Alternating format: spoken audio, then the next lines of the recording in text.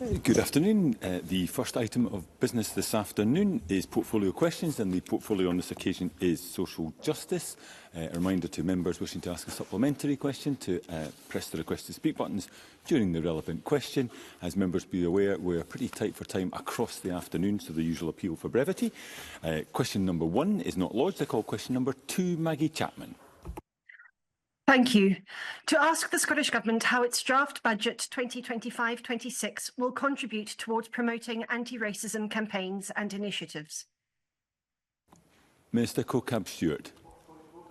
Difficult to hear on the front bench here. I don't know what the rest of the chamber is like, but it's very quiet. I think you're right, Minister. We'll investigate that. If you're able to respond to the initial question, we'll try to deal with the audio. Minister Kokab-Stewart.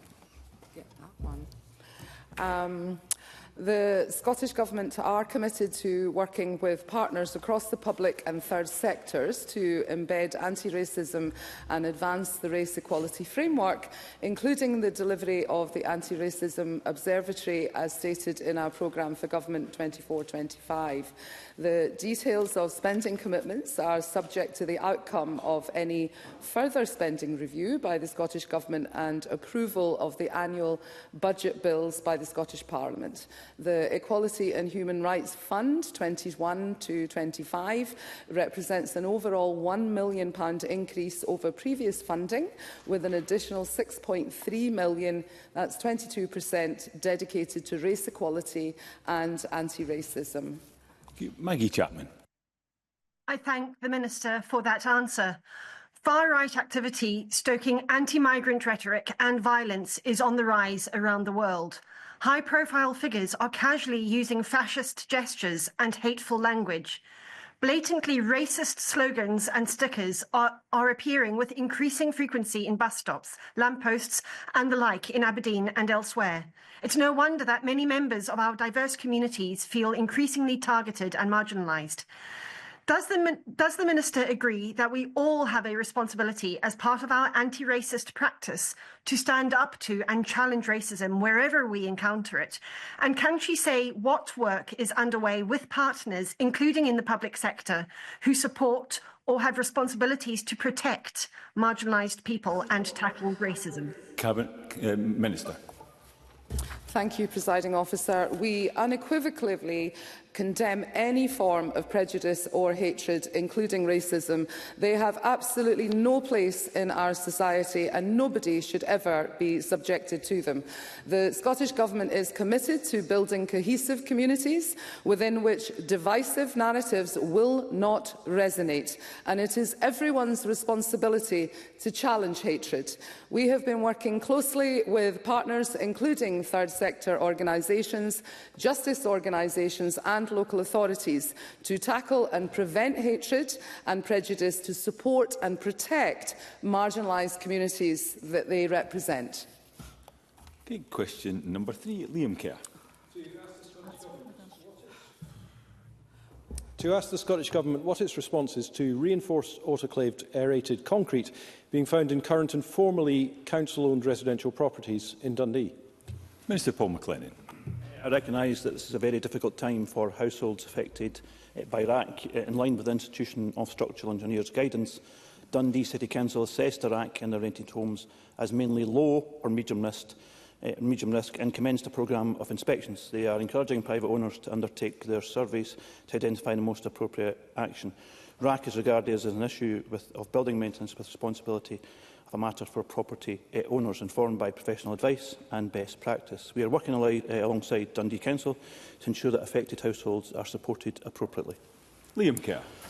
Well, actually in Dundee, 81 blocks of flats and 293 cottages, 133 of which have been brought from the council, have been found to have RAC. Now, Dundee residents in places such as Craigie, Menis Hill and those at Milton Street and Monifeast tell me they've been abandoned by their council and this government, and that answer, I'm afraid, will have just reinforced that view.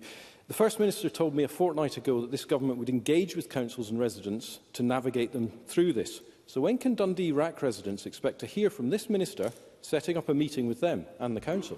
Minister. I thank the member for his question. I think, obviously, the Aberdeen issue has been raised in the Parliament as well, and we obviously have met with residents and met with the Council on a number of occasions, and officials continue to do so. I have not had a meeting request from Dundee City Council on that specific issue, and of course would be happy to consider that kind of going forward. So we are engaging also with UK Government on the matter. I've got a meeting with my UK Government colleague in the next week or two, and we will be raising that issue around about financial support around about RAC. The previous UK Government had mentioned that whatever funding is required, that they would support that. So I'm going to raise that issue with the UK Government on that particular point also. Thank you. Question 4, Colin Beattie. To ask the Scottish Government what its position is on whether care support payment should be classified as income by the Department of Work and Pensions. Cabinet Secretary Shirley-Ann Somerville. Carer support payment has been designed to largely mirror carer allowance to protect a safe and secure transfer of benefits for carers in Scotland. We worked closely with the DWP and other UK Government departments to ensure our benefit interacts with wider support in the same way as carers' allowance, so carers can continue to get the support they previously relied on. Where we introduce new support, such as the Carers Allowance Supplement and in future the Carer Additional Person Payment, our fiscal framework agreement with the UK Government ensures this extra support will not lead to reductions in other benefits.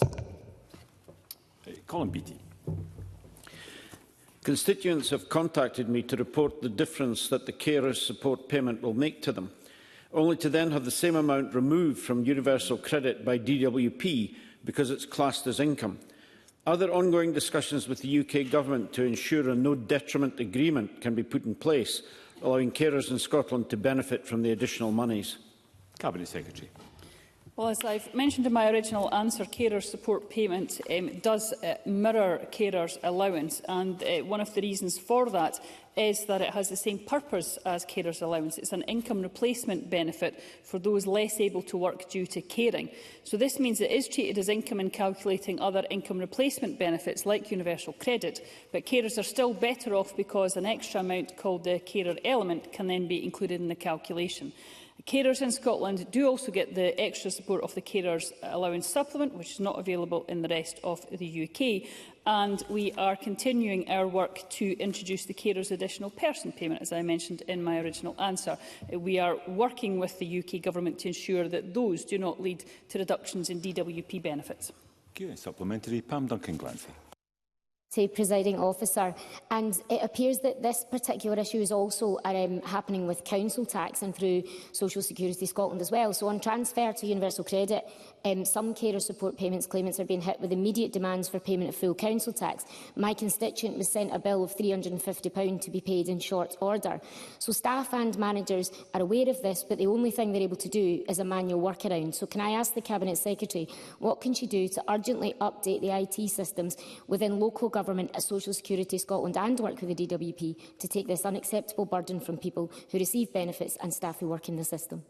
Cabinet Secretary. Well, clearly the IT systems within local government and the DWP are a matter for those organisations, but Social Security Scotland always does keep the review process ongoing about how processes within Social Security Scotland can be developed.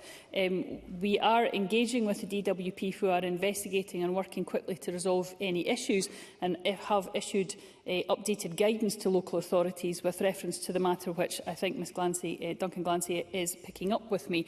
But in the meantime, I would recommend that clients who are experiencing problems or have any concerns contact the DWP or their local authority, who can investigate their case and correct any issues. Thank you. Question number 5, Rachel Hamilton. Thank you, Presiding Officer. To ask the Scottish Government what its response is to the report Economic Impacts of Short-Term Lets in Scotland, specifically in relation to the Scottish borders. Minister Paul McLennan. Tourism is an important part of Scotland's economy, and the short-term let market, which has seen significant growth in recent years, makes a strong contribution, as is highlighted in this report. We continue to work with the sector and local authorities to build Scotland's reputation as a high-quality tourist destination, whilst balancing demand for homes during a time of housing emergency, introducing regulations to safeguard guests, allocating an additional £2 million in funding to tackle empty homes, providing £4 million for tourism infrastructure and £2 million to encourage visits across most of Scotland's national attractions, all following our National Tourism Strategy Outlook 2030. Rachel Hamilton. Presiding officer, I would say that the SNP government have got their priorities all wrong, because short-term lets, like self-catering, generate 34 million and support 1,100 jobs in the Borders alone, with negligible impact on housing markets. By contrast, empty homes, nearly 2,000 in the Borders, outnumber self-catering properties and offer no economic benefit. Does the Minister agree that the Scottish Government must do more to support Scotland's £1 billion self-catering industry and refocus their efforts on tackling economically inactive empty homes to get more people in those homes? Minister. Thank you, Presiding Officer. I already highlighted the additional £2 million this year as well, and obviously the work that the Scottish Government has carried out in terms of delivering 11,000 empty homes in the last number of years. We continue to focus on that, as I've said before. I think it's all around about trying to achieve a balance, and you're quite right to mention about the empty homes. I don't share your view in terms of the licensing scheme having an impact on tourism, and I think we've got to look at the benefits as well. I think to hosts and operators through the scheme, such as promoting their business as being safe and high quality. So we don't want to see any hosts leaving the sector, but I think there's also a range of factors around about that, so we've been supporting tourism in terms of that as well. Another thing we've been doing obviously as well through Visit Scotland is pull together an expert group reviewing the implementation of that, and that will continue to work through and advise us on that particular issue. Thank you. And supplementary, Willie Rennie. Rachel Hamilton is right that we need to value this sector, especially in areas like the Scottish Borders. But it is about a balance, isn't it? Because we need to make sure there are sufficient homes for the workers to be able to service the industry, to keep it thriving. So it's that balance. So does the Minister think that the control areas, which I'm supportive of, not the licensing, but the control areas, were designed in mind with the East Neuk and St Andrews in mind when it was being drawn together? Minister. Yeah, and I thank Mr Rennie for his question. I think he's made a very important point. Short-term let control areas were brought in separate to the licensing scheme. That obviously allows planning authorities to consider impacts on the amenity and character of their area of high concentrations of short-term let accommodation. Of course, this is up to the local authority themselves, and they can do that on a whole local authority basis, or, as you suggested, Mr Rennie, on a much tighter area that you mentioned in your question. Always through the Chair, Minister. And question number 6, Claire Adamson.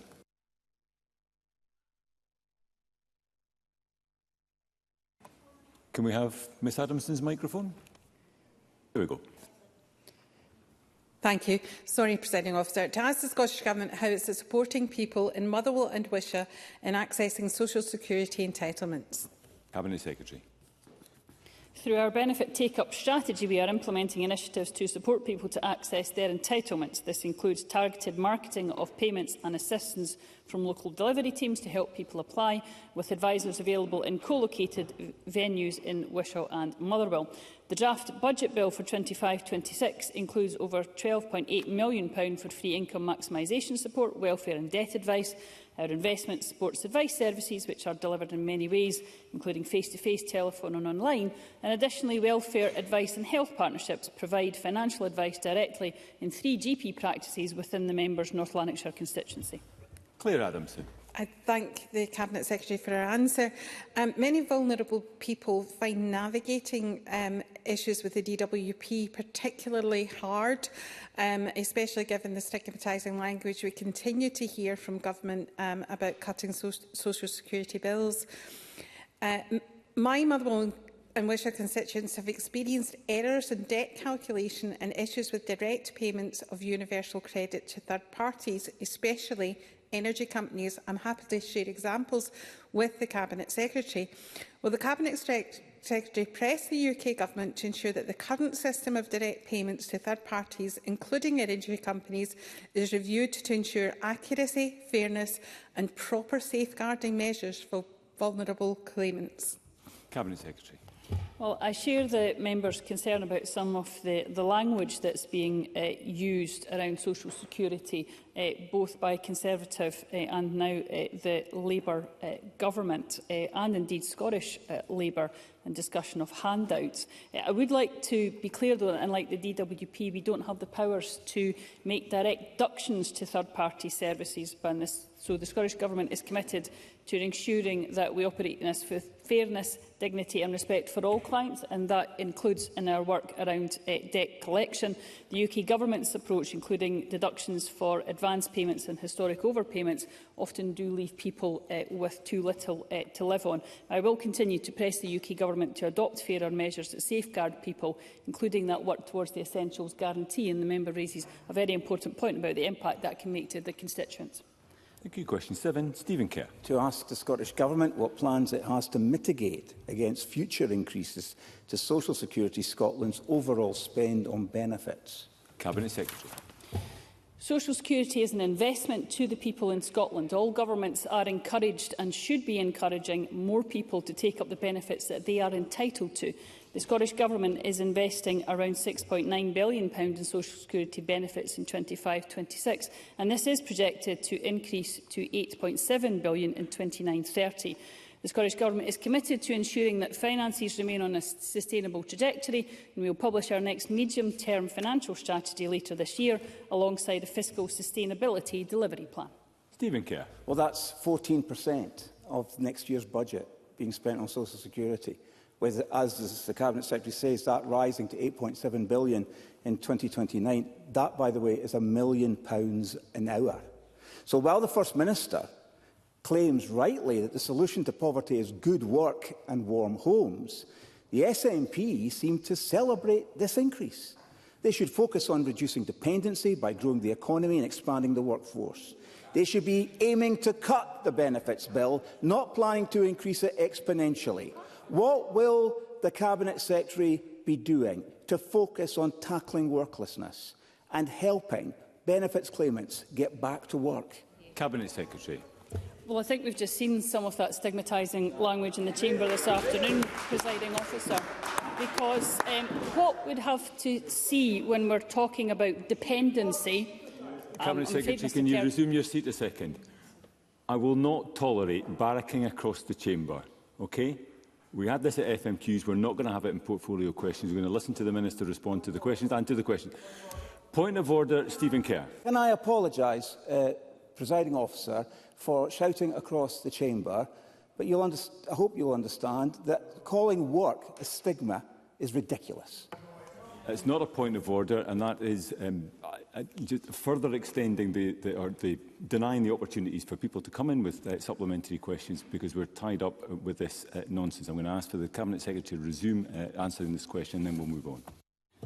Thank you, Presiding Officer. Because what the Scottish Government invests through social security is on low-income families, disabled people and carers. Now, I'm not sure what part of the dependency we need to get rid of, whether it's disabled people, carers or low income, but I'm disappointed that Mr Kerr would suggest that dependency is an issue. He's also potentially unaware of the many people who are already in work but still receive benefits due to the inadequate low nature of paid work for many people. Nor is he probably aware of the fact that actually when we're looking at the increase in expenditure in social security, the vast majority of that is covered by block grant adjustments, because there are UK forecasts that will increase, particularly for disabled people. Through the expenditure that will be increasing for the Scottish Government, again, a lot of that expenditure is because we mitigate against the worst excesses of his party when they were in power, and we will disappointingly not only have to continue to do so, but expand that mitigation due to the processes that we now have to put in place to mitigate against the UK Government. And supplementary, Paul O'Kane. Thank you. The Cabinet Secretary and I have discussed in committee the changing demographics, the demand-led nature of social security, and how it is vital that social security operates flexibly with efficient systems to reduce waste. And we need to be sure that spending on IT systems, overpayments, errors are as minimal as possible to free up the funding that goes into people's pockets, our constituents. So given that, how does the Cabinet Secretary respond to recent reports that overpayments of £1.1 million in just 3 months were written off as official error by Social Security Scotland? And what action is she taking alongside the agency to make sure that we focus on reducing that waste and fraud and to protect social security claimants? Cabinet Secretary. Can I thank Mr Kane for the question, because it is one of those areas where we have to challenge ourselves to continue to do better. Part of the area that we need to work on is our reliance on the material which comes from the DWP. So, for example, is it because people actually weren't due universal credit, but we were told that they were, and therefore paid the Scottish Child Payment? So there is an integration between the two systems where we have to check official error in every single stage. But that also includes simply on the benefits that are just within the remit of Social Security Scotland. And it raises a very important point to continue to challenge on that, and that's why there's continuous improvement and investment in the digital systems within Social Security Scotland to reduce the number of manual workarounds, for example, that are in there to improve the IT systems. So that's a continuing piece of work. When we look at the level of expenditure within Social Security Scotland as a whole in terms of how it administers social security, we do see that reflecting very well compared to the cost that was there within the DWP. So Social Security Scotland in itself does not cost more to deliver the benefits, but it does so in a more humane fashion. Question 8, Rona Mackay. Thank you, Presiding Officer. To ask the Scottish Government what assessment it's made of any impact of the current cost of living crisis on the prevalence of food insecurity and reliance on food banks. Cabinet Secretary. The Scottish Government tracks food insecurity through the Scottish Health Survey. 2023 results show 14% of adults reported experiencing food insecurity, an increase from 9% in 2021 and the highest level since the time series began in 2017. Younger adults were more likely to experience food insecurity than older adults, and we also know that adults who experience food insecurity have below average life satisfaction and much lower mental well-being. Rona Mackay. I thank the Cabinet Secretary for that answer. Social security support like the Scottish Child Payment and Best Start Foods has helped Scottish households to secure proportionately the lowest food bank usage in the UK. But it's clear that efforts must be redoubled to remove the need for food banks entirely. How will the Cabinet Secretary's commitment to a cash-first approach contribute to tackling food insecurity in Scotland? Cabinet Secretary. So Scotland is the first nation to publish a plan that works towards ending the need for food banks, and we're taking forward 9 actions over 3 years to improve the response to crisis using this cash-first approach. That's followed up by investment by up to £1.8 million in the Cash First programme that's supporting 8 public and third sector partnerships to strengthen urgent access to cash in a crisis and reduce the need for food parcels. The Trussell Trust and the Independent Food Aid Network agree that this approach is the right one, and that's exactly why we're determined to see what more we can do to ensure that we take that cash-first approach, because we are seeing that it is making a real difference to people, delivering a much more dignified response to an emergency. Thank you, Cabinet Secretary. That concludes portfolio questions on social justice. There will be a brief pause before we move to the next item of business to allow front benches to change.